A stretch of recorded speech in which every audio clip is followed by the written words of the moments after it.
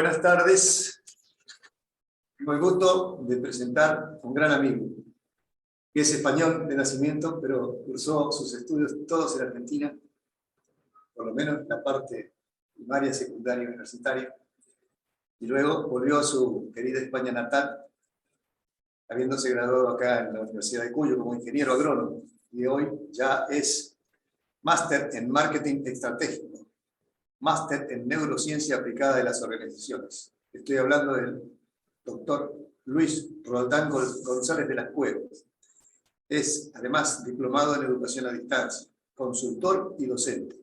Actualmente es socio director de ESCO e Universitas, Escuela Nacional de Neurociencia y Empresa, España, y presidente de Advanced Management Spain, consultora de estrategia empresarial, también en España. Se ha desempeñado para el sector público y privado en organizaciones como el INTA, donde estaba acá, por supuesto, Monsanto Argentina, Previnter, AFJP, Correo Argentino y Universidad de Congreso, en posiciones de media y alta gerencia. Creador del método DS3 plasmado en su libro 10 pasos para aumentar su rentabilidad, y del método DAM, de planificación estratégica. Luis Roldán González de la Cueva, querido amigo, adelante. Bueno, muchas gracias, Eduardo. Muchísimas gracias. Sabes que para mí es una alegría enorme estar en el Ateneo y poder compartir algunas ideas y algunos conocimientos. Así que el agradecido soy yo y contentísimo de estar en contacto. Vamos a encarar este tema, vamos a ir al lío, como se dice por aquí. Claro, cuando empecé a preparar esto, me puse a pensar y le propuse a Raúl, le digo, bueno, ¿qué te parece esto de cómo aprendemos? Me pareció muy bien, tal.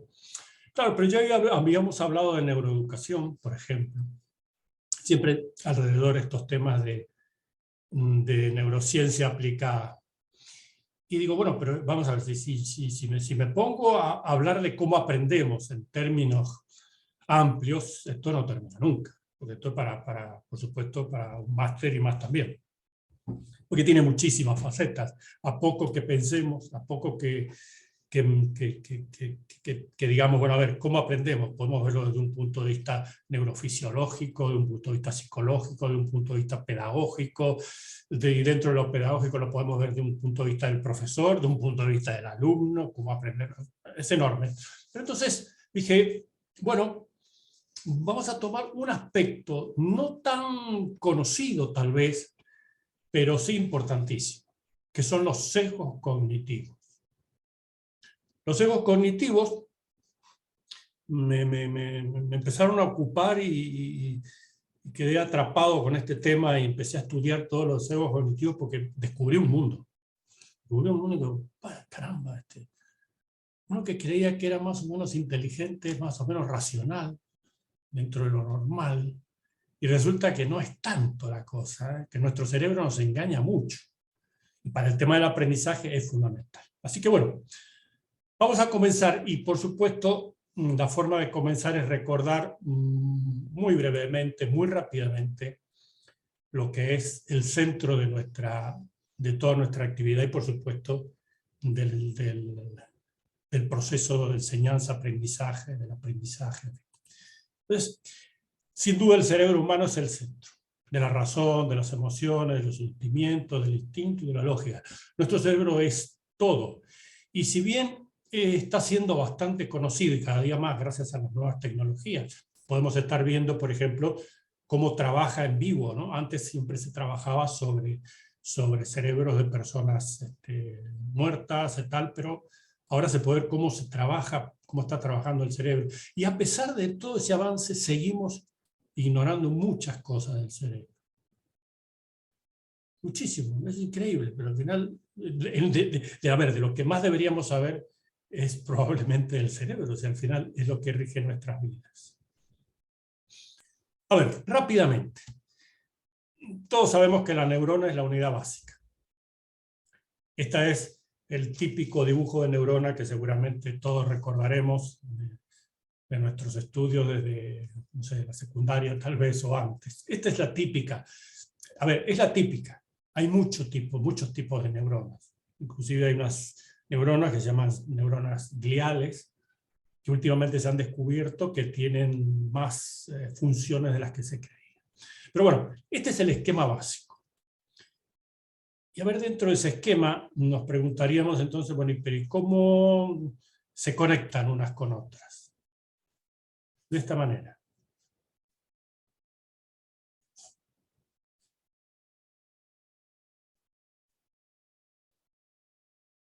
Fíjense que es un proceso electroquímico, donde intervienen descargas o cargas eléctricas y donde intervienen iones como el calcio, el sodio, el potasio, principalmente. ¿Sí?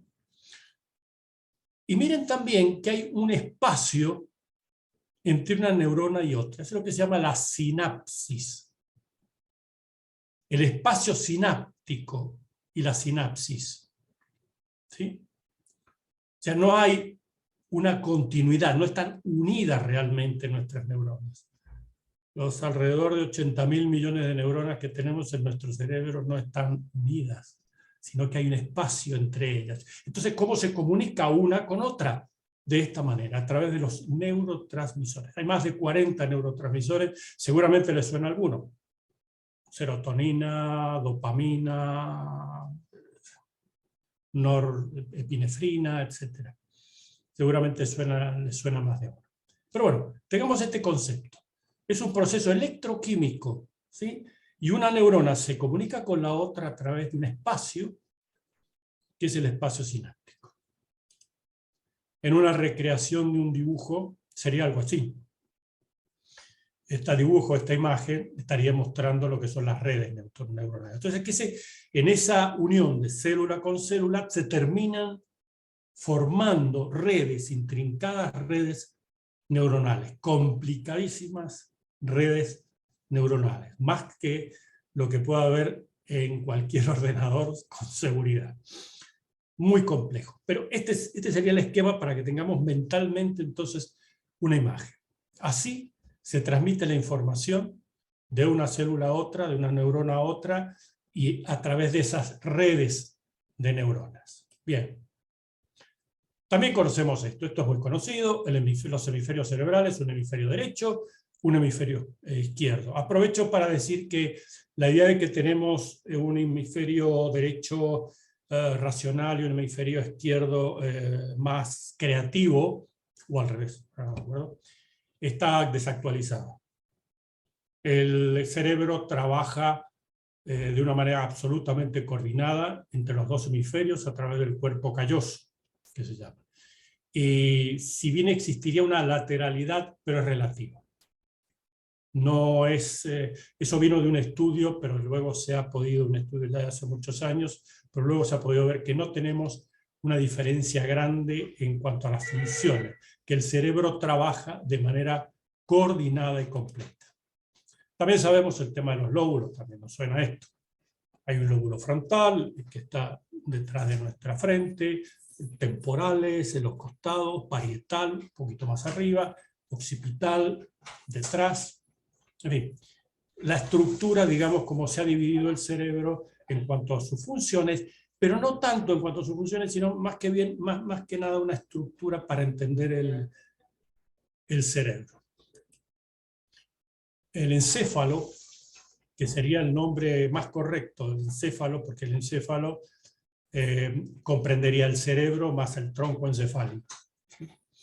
El encéfalo humano, aunque le seguiremos llamando cerebro, porque si nos entendemos y es lo coloquial, el encéfalo humano, entonces decíamos que está compuesto de todas estas piezas que vemos aquí. No vamos a hacer ahora ni vamos a profundizar demasiado, nos vamos a centrar un poquito más en los sesgos, pero al menos que tengamos una idea y recordemos estas cosas que alguna vez podemos haber visto, ¿sí? El encéfalo humano, compuesto por el cerebro y el tronco encefálico. ¿Cómo funciona el cerebro? Bueno, esto es complejísimo, tratar de resumir esto es casi imposible. De hecho, como les decía al inicio de la charla, todavía no sabemos bien cómo funciona completamente el cerebro. Pero sí vamos a ver algunas imágenes que nos van a dar una idea. A ver, supongamos por un momento una ciudad. Una ciudad que tiene edificios administrativos, que tiene escuelas, que tiene empresas, que tiene calles, que tiene parques, donde se realizan distintas cosas, distintas actividades, pero finalmente la ciudad es una sola. Los alumnos van a la universidad, sí, pero para ir a la universidad necesitan caminos, necesitan electricidad, se necesitan servicios, etcétera, etcétera. Entonces, ¿cómo funciona? Imaginemos cómo funciona esa ciudad donde decimos todo está interrelacionado para que funcione bien. Suponemos que es una ciudad que funciona bien. Todo está interrelacionado para que funcione. Bueno, el cerebro es exactamente lo mismo. Por eso, cuando hablamos de partes del cerebro, hay como una tendencia a creer que el cerebro está compartimentado. Entonces, aquí se produce tal cosa, aquí se produce tal otra. Aquí no es así. Trabaja en un conjunto. ¿Sí? Como decíamos hace un momento, los alumnos para ir a la universidad necesitan autobuses, necesitan carreteras, ¿sí? Necesitan luz. Y eso lo proveen otras partes del cerebro de la ciudad. ¿Sí? Entonces tengamos esa idea. Si bien existen ciertas estructuras que se activan, ¿sí? O que participan más activamente en determinados procesos, el cerebro es uno solo y funciona al unísono. Por eso tampoco es cierto aquel mito, muy famoso por cierto, de que utilizamos solamente el 10% del cerebro. Eso es absurdo. Utilizamos todo nuestro cerebro. Y lo utilizamos en esas interconexiones complejas de las células. De las neuronas. Bien. Ahora, teniendo ya esa idea, acordémonos de esos conceptos, lo que es la neurona, las redes neuronales, y que el cerebro funciona como si fuera una ciudad. Vamos a ver las relaciones más importantes del cerebro y el aprendizaje. Obviamente todo el aprendizaje está en el cerebro, pero vamos a ver algunos puntos importantes. ¿Qué estructuras intervienen? Y otra vez aquí, intervienen en el aprendizaje, pero nosotros no tenemos una parte del cerebro que es la que aprende. Todo el cerebro se implica en el aprendizaje. ¿Sí? Digamos que lo que vamos a ver ahora son algunas estructuras que intervienen principalmente, muy rápido. ¿Y para qué? Los lóbulos frontales. ¿Sí? Recordemos que son 2 hemisferios. Los lóbulos frontales trabajan con el juicio crítico, toma de decisiones, control de los impulsos, y pongo, etcétera, ex professo. Porque recordemos que primero no sabemos todas las funciones y segundo son más. Lóbulos frontales. Se entiende perfectamente dónde están. Lóbulos temporales. La organización de la información, el discurso, la interpretación del lenguaje, la recuperación de la memoria, son los que están exactamente aquí. Los lóbulos temporales. La amígdala cerebral. Almacenamiento y organización de las memorias, las emociones, participa especialmente en el tema de las emociones. Está en lo más profundo del cerebro, la amígdala cerebral tiene forma de amígdala, por eso se le llama así de almendra, ¿no? De amígdala. Y tiene una importancia fundamental en todo esto. Participa mucho. Y finalmente el hipocampo. Crea nuevas memorias, crea conceptos, ¿sí? Cuando abstraemos, interviene el hipocampo y organiza la información. También. ¿De acuerdo? Una vez más, quedarnos en que estas son las estructuras que funcionan y no están así. Recordemos que funciona todo el cerebro. De hecho, están funcionando estructuras que tienen que ver con la parte sensorial, por ejemplo, ¿no? El tálamo y otras estructuras más que tienen que ver con el aprendizaje. Pero esto es una noción de las estructuras más importantes que intervienen. No podemos hablar de aprendizaje y no hablar de la neuroplasticidad. Habrán escuchado ese término, que es la plasticidad cerebral o la capacidad que tiene el cerebro de reestructurarse, de modificarse, de cambiar.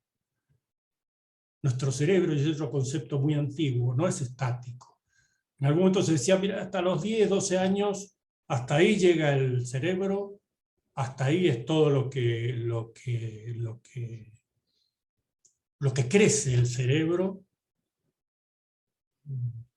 No es así. El cerebro está en continuo movimiento. Que cuando hablamos de ese movimiento que se mueve desde la cabeza, sí, pero no solo eso.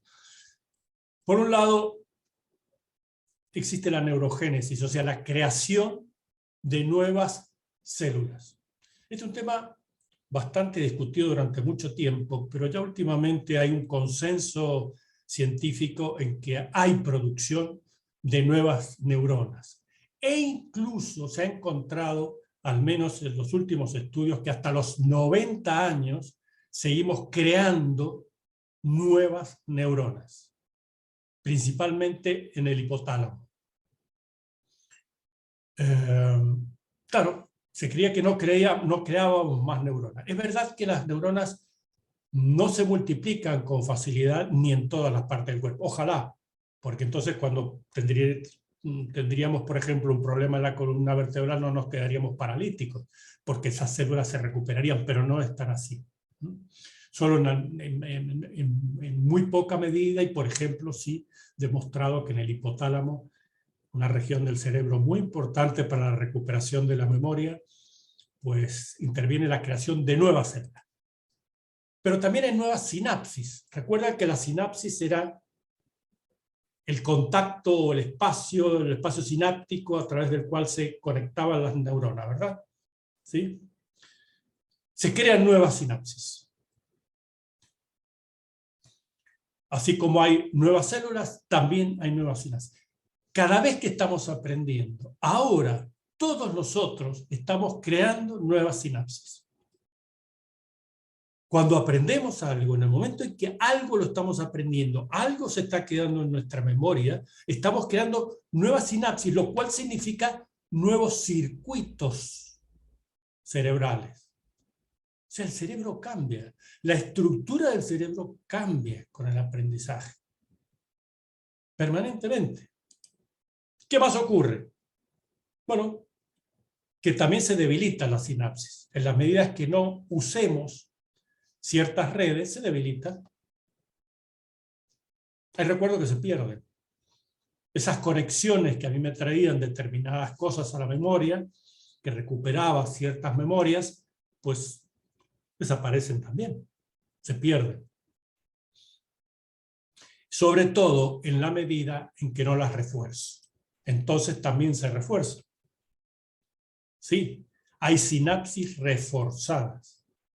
Cuando aprendemos y repetimos las cosas y las leemos más de una vez y se nos van, cuando decimos normalmente se me quedó esto, este tema, esta idea se me ha quedado, voy reforzando la sinapsis.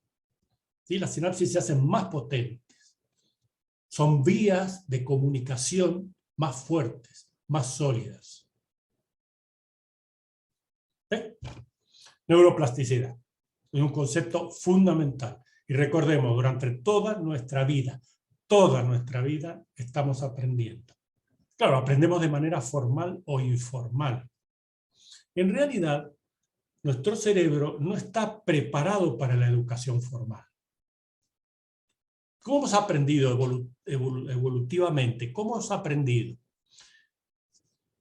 Mirando y copiando. Mirando y haciendo. Desde los primates y toda la evolución hasta la Edad Media, donde estábamos mirando, donde los aprendices miraban a los maestros, luego practicaban y lo aprendían. La educación formal que viene luego, en realidad no estamos muy preparados para la educación formal. Por eso hay muchas cosas de la forma de aprender antigua, por decirlo de alguna manera, evolutivamente más antigua que funcionan muy bien. Como por ejemplo, hacer las cosas. Una cosa es abstraer y otra cosa es hacer. Me pueden explicar cómo funciona una bicicleta, pero hasta que no me monte una bicicleta y aprenda a conducirla, no he aprendido. Fíjense entonces cómo esas cosas antiguas siguen funcionando, porque básicamente nuestro cerebro no ha cambiado en muchos miles de años. ¿Cuáles son las etapas y el circuito neural? Simplificado, para que lo podamos retener. Por un lado hay un marco, ¿sí? Que es la motivación, la atención, el interés, fundamental. La atención, el interés y la motivación son la base de todo aprendizaje. Luego, ¿qué ocurre? Hay estímulos. Esos estímulos pueden ser internos o externos, o sea, pueden provenir de mi propio proceso o elaboraciones mentales que me estimulan a algo, a aprender algo, o pueden ser externos, ¿sí? Acordémonos que estamos hablando del aprendizaje en términos generales, no en el aprendizaje formal, sino en el aprendizaje de todo, ¿sí? Entonces esos estímulos externos también están entrando a mi cerebro y me están enseñando algo. Claro, la tercera etapa es la adquisición. Ingresan al cerebro vía tálamo, amígdala y áreas corticales. Ingresa al cerebro. Pero eso es información pura. Eso es información, son datos. Mejor dicho. Todavía no alcanza a ser información, y menos existe una selección o un procesamiento. Y menos aún una elaboración de significado, que sería el cuarto paso. Ahí le damos significado a las cosas. Nosotros vemos algo, ¿sí? Nuestros sentidos, el estímulo externo es luz. Ingresa al cerebro. Pasa por el tálamo, amígdala, áreas corticales, etcétera, etcétera, y le elaboramos un significado. Decimos, eso es un perro. Abstraemos, relacionamos, asociamos y decimos, es un perro. Bien. Hay una asimilación cognitiva. Se comienzan a conectar las redes anteriores, el hipocampo, por ejemplo, para la memoria a largo plazo. Y finalmente hay una integración, en donde ya se crean mecanismos para utilizar, reforzar o expandir aquello que he aprendido. ¿Bien? Los 6 pasos muy simplificados de las etapas y el circuito neural. Pero todo esto está mediado ¿por qué? Por las emociones. Somos seres emocionales que racionalizamos, y no al revés. Antonio Damasio, un muy importante neurocientífico, descubrió que para que exista una lógica, tienen que mediar las emociones.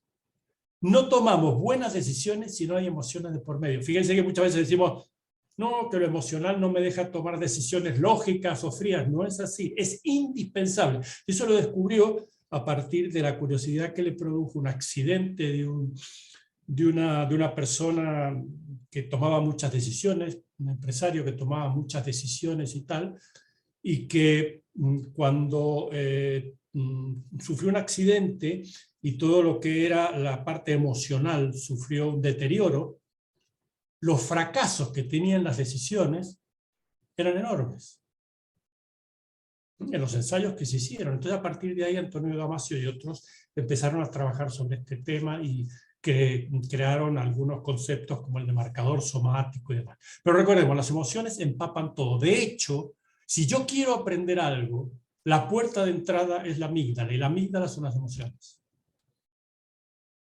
¿Qué utiliza el marketing, por ejemplo? Emociones. Porque las emociones se fijan en nuestra memoria.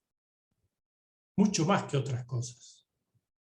Fíjense ustedes en las publicidades. ¿Acaso en las publicidades, no sé, de los coches, explican las cuestiones técnicas? Someramente, es todo sensaciones. Fíjense en eso. Pero claro, hasta aquí todo muy bien. Fenomenal. Pero, claro, hay muchos ruidos en el proceso de aprendizaje. No solo que hay muchos ruidos en el proceso de aprendizaje, sino que hay algunos verdaderamente pueden provocar, independientemente de la inteligencia, la genética, etcétera, etcétera, que es todo un capítulo enorme para tratar, independientemente de eso, que pueden afectar enormemente, que realmente pueden, que acechan y que pueden estropear nuestra educación, nuestro aprendizaje. Estos monstruitos son los sesgos cognitivos. Bien.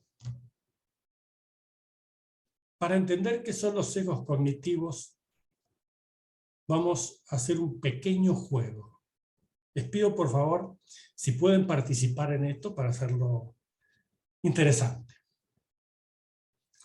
Vamos a ver. Nos concentramos un momento nada más, por favor. Es muy cortito. Centrémonos. Concentrémonos por un momento. A ver.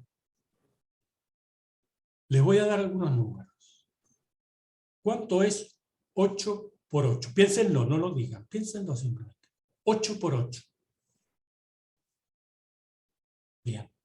Ahora piensen en un cuadrado que tiene 4 puntos, formado por puntos, 4 puntos de un lado y 6 por otro.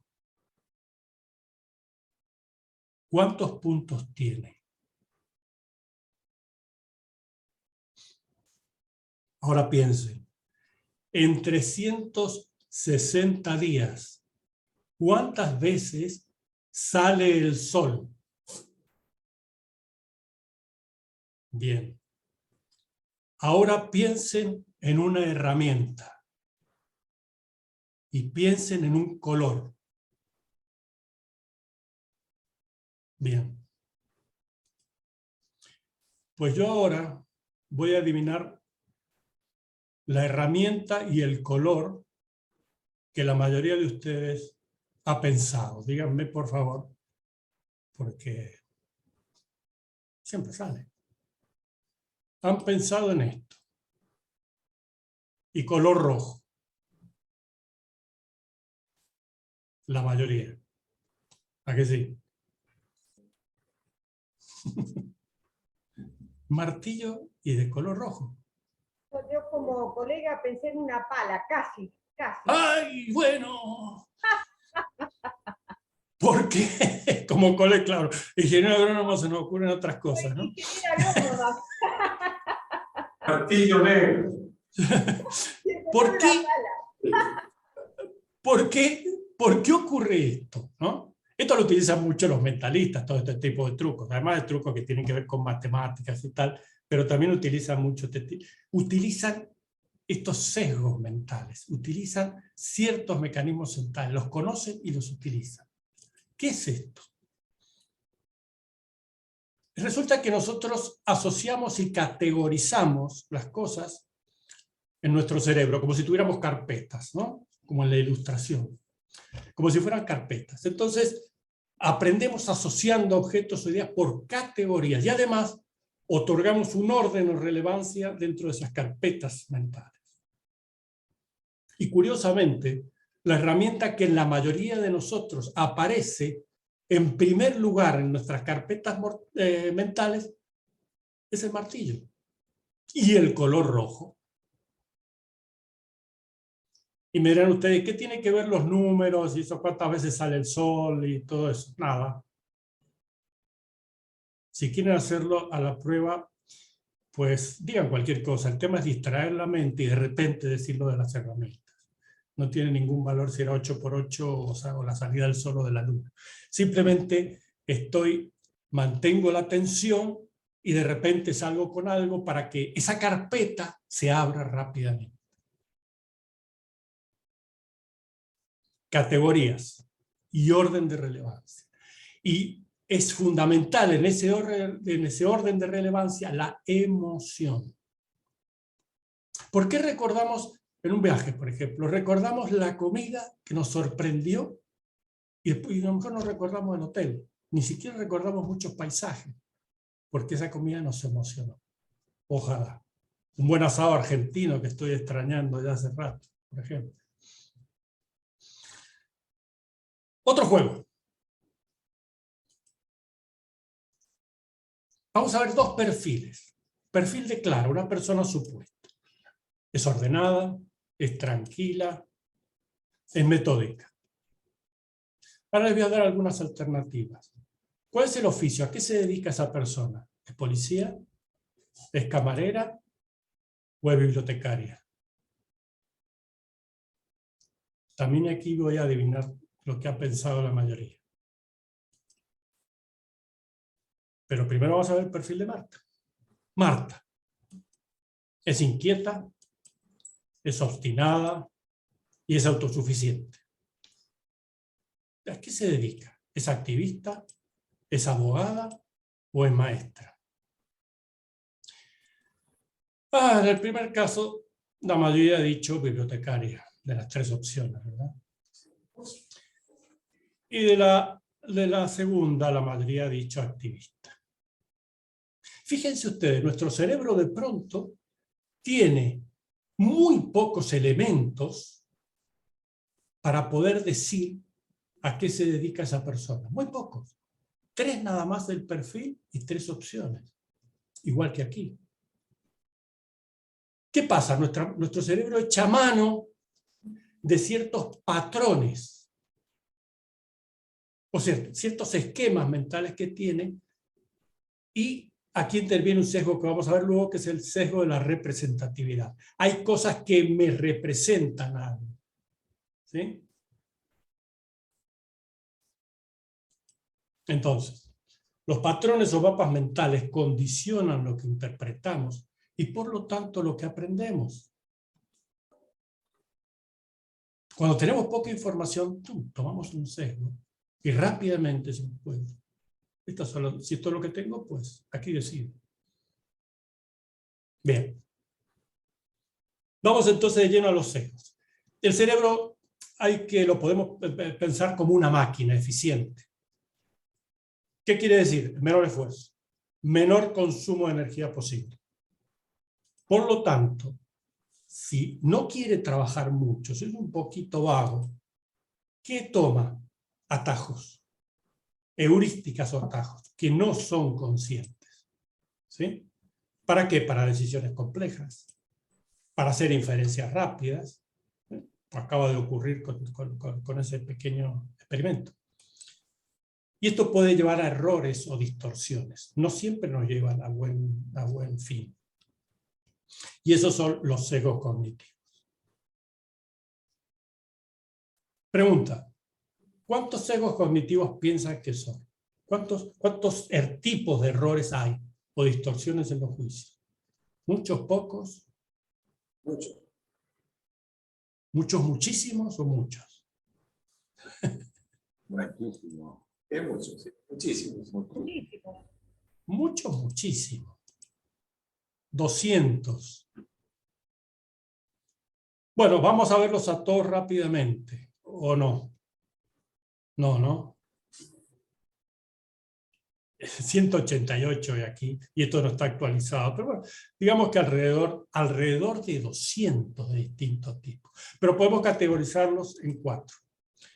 ¿Qué debemos recordar?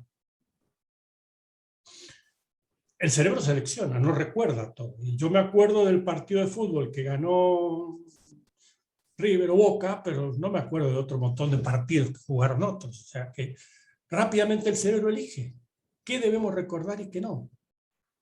Y no siempre lo tiene que hacer bien, ¿eh? Ojo. Demasiada información. Recibimos actualmente, se ha hecho el cálculo de el equivalente a 180 periódicos por día de información. Cuando hablamos de información es todo, encendemos el televisor, es publicidad, esto, tal, la gente que nos habla, que vamos, nuestro trabajo, lo que fue. Una cantidad enorme. Y nuestro cerebro selecciona. Y en esa selección también puede equivocarse. Información insuficiente. Sí. Cuando decíamos si era bibliotecaria, era policía, era muy poca información. O sea, que tengo que tomar una decisión y ya está. y sobre todo, y también, cuando tengo que actuar rápidamente. El cerebro rápidamente toma un camino, un atajo, un camino más corto para obtener un resultado que el cerebro no juzga. El cerebro lanza un resultado y tú verás. Bien. ¿Cuáles son los que afectan especialmente al aprendizaje? El primer sesgo es negar los sesgos. ¿Sí? A mí no me afectan los sesgos, soy muy racional, analizo mucho las cosas. ¿Sí? Negar los sesgos. Señores, los sesgos, ninguno estamos libres de sesgos. Es más, permanentemente estamos cayendo en sesgos. Confirmación de sesgos. Correr la cámara.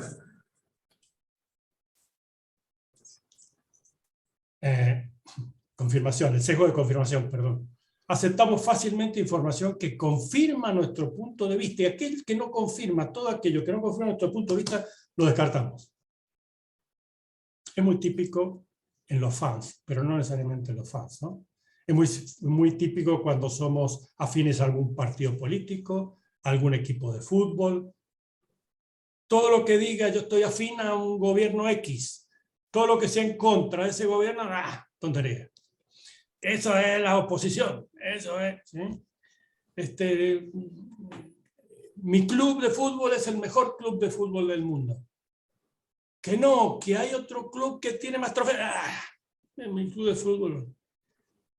Cuidado, examinemos. A mí es uno de los que más me preocupa y más me impacta, el sesgo de confirmación.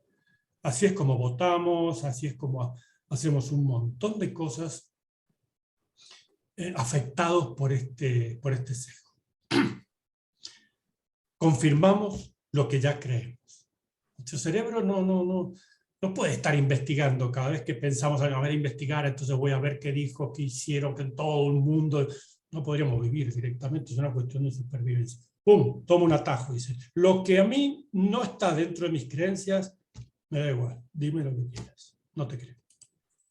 Anclaje. Asignamos mayor peso a la primera información que tuvimos sobre un tema. Nos quedamos ahí.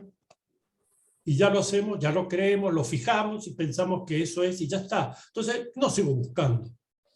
Me anula el espíritu crítico. Me anula la búsqueda de información y de búsqueda de alternativas.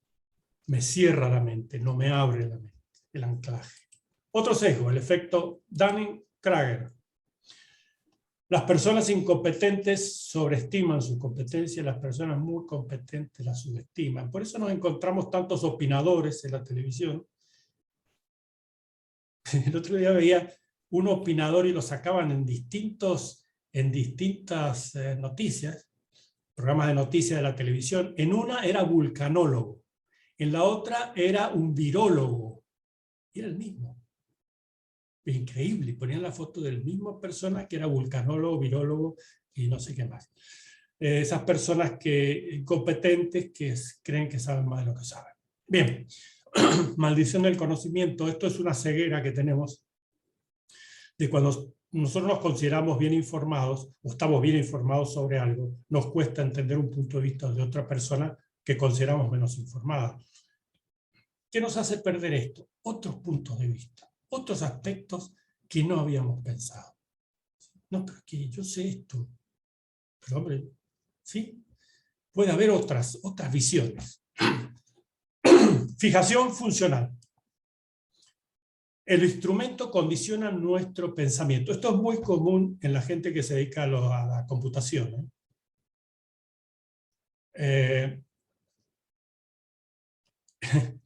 Este dicho está muy gracioso, pero es real. Cuando tienes un martillo, todo te parece un clavo. Es que tienes determinado instrumento y tienes que usarlo. Los profesores estamos acostumbrados a los PowerPoint. Ya, pero no es lo único que hay. No es lo único que hay. Hay PowerPoint, bueno, otro sistema dinámico, multimedia, hay muchas cosas. Pero entonces, cada vez que decimos, voy a hacer una presentación, PowerPoint, listo. Mi instrumento está condicionando lo que hago. Ilusión causal. Podemos llegar a cosas tan ridículas como que el perfil de determinados picos tiene que ver con la cantidad de asesinatos en Nueva York, por ejemplo.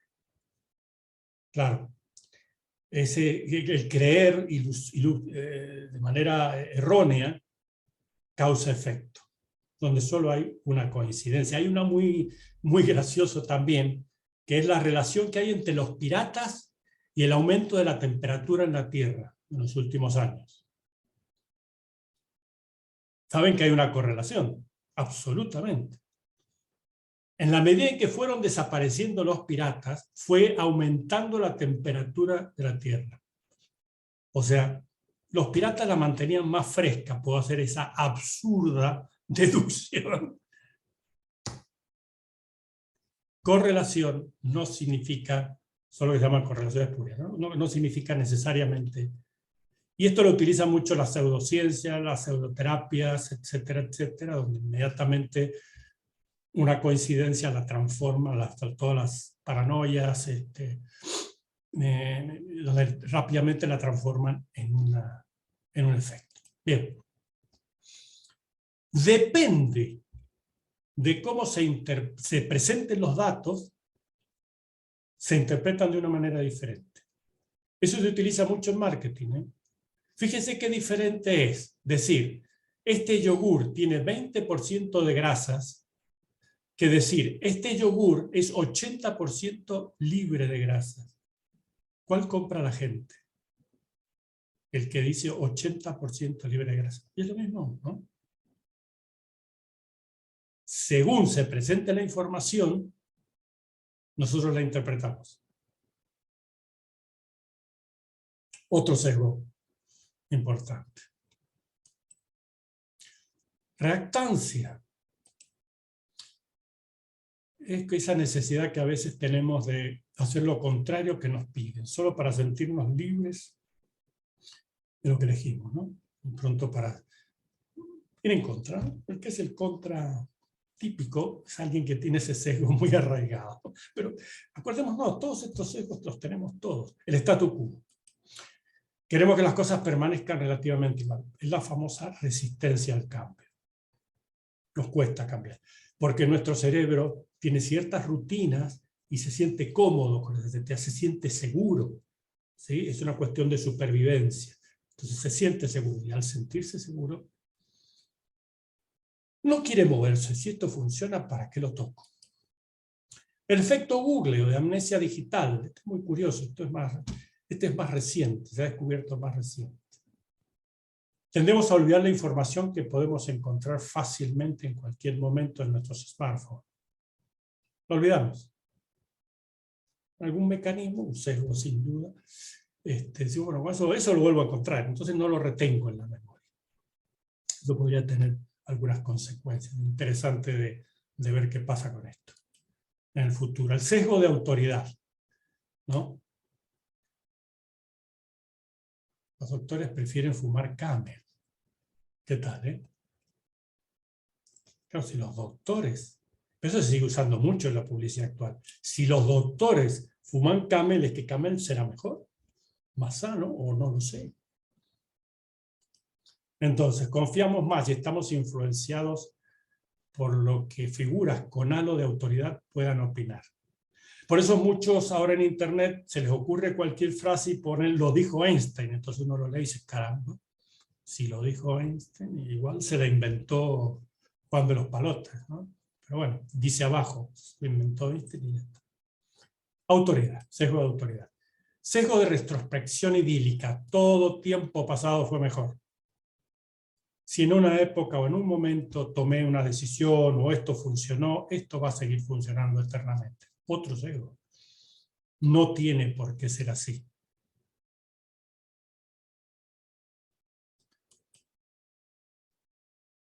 Bueno, si yo voy por un callejón de noche y me encuentro este personaje, a lo mejor es un tipo maravilloso, o a lo mejor están filmando una película, o no lo sé. Pero este es otro sesgo. Rápidamente, fíjense qué ocurrió cuando hacíamos el juego de la bibliotecaria o de la activista. Tiene que ver con esto. Pocas cosas a mí me hacen reaccionar. Es una cuestión evolutiva también que viene con nuestro instinto de supervivencia. No podemos considerar a ver si este caballero me puede atacar, me puede robar, si es bueno, si dónde vive, si la mamá, si la abuelita. No puedo hacer todo eso. Mi cerebro rápidamente me dice, huye. O si soy matón, bueno, me enfrento a él si tengo ganas, pero no creo que tengamos muchas ganas. Representatividad, ¿sí? Trivialidad de Parkinson. La trivialidad es asignar un peso desproporcionado a cuestiones triviales. Esto se da mucho en los proyectos.